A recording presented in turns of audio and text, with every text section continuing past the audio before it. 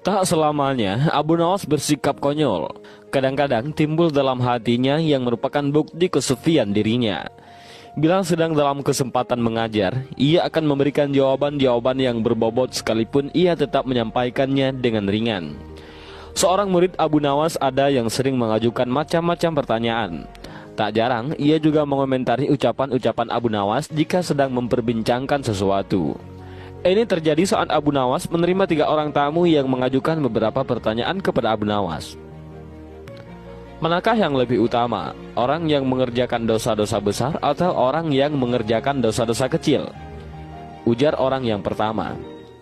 Orang yang mengerjakan dosa kecil, jawab Abu Nawas. Mengapa begitu? Kata orang pertama.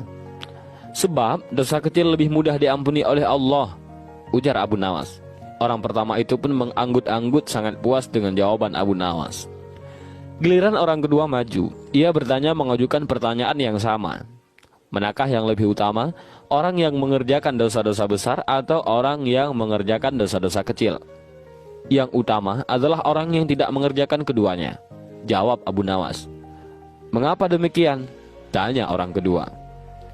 Dengan tidak mengerjakan keduanya, tentu pengampunan Allah sudah tidak diperlukan lagi, ujar Abu Nawas santai.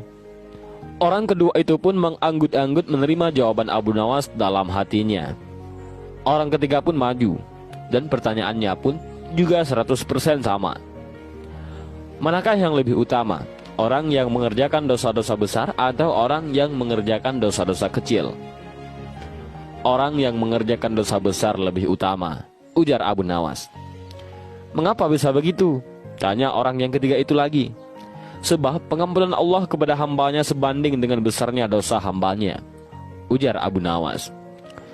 Orang ketiga itu pun merasa puas dengan argumen tersebut.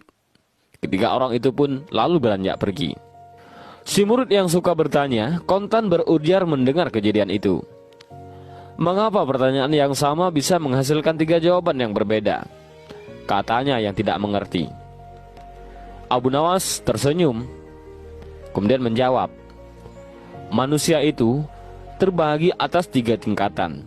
Tingkatan mata, tingkatan otak, dan tingkatan hati, jawab Abu Nawas. Apakah tingkatan mata itu? Tanya si murid.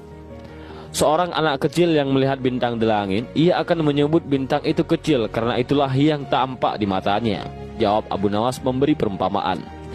Lalu apakah tingkatan otak itu? Tanya si murid lagi. Orang pandai yang melihat bintang di langit, ia akan mengatakan bahwa bintang itu besar karena ia memiliki pengetahuan, jawab Abu Nawas. Dan apakah tingkatan hati itu? Tanya si murid lagi. Orang pandai dan paham yang melihat bintang di langit, ia akan tetap mengatakan bahwa bintang itu kecil, sekalipun ia tahu yang sebenarnya bintang itu besar, sebab baginya tak ada satupun di dunia ini yang lebih besar dari Allah Subhanahu wa Ta'ala, jawab Abu Nawas sambil tersenyum. Si murid pun paham. Ia lalu mengerti mengapa satu pertanyaan bisa mendatangkan jawaban yang berbeda-beda. Tapi si murid bertanya lagi, wahai guruku, mungkinkah manusia itu menipu Tuhan? Mungkin, jawab Abu Nawas santai yang menerima pertanyaan dari muridnya itu. Bagaimana caranya? Tanya si murid lagi. Manusia bisa menipu Tuhan dengan merayu-rayunya melalui pujian dan doa, ujar Abu Nawas. Kalau begitu, ajarilah aku doa itu, wahai guru, ujar si murid yang antusias. Dan doa itu adalah, Ilahilastulil firdausi ahla, wala aqwa 'alan naril jahimi, fahabli taubata wa fir zunubi, fa innaka ghafiruz zambil azimi. Wahai Tuhanku, aku tidak pantas menjadi penghuni surga, tapi aku tidak kuat menahan panasnya api neraka. Sebab itulah terimalah taubatku dan ampunilah segala dosa-dosaku. Sesungguhnya Engkaulah zat yang mengampuni dosa-dosa besar.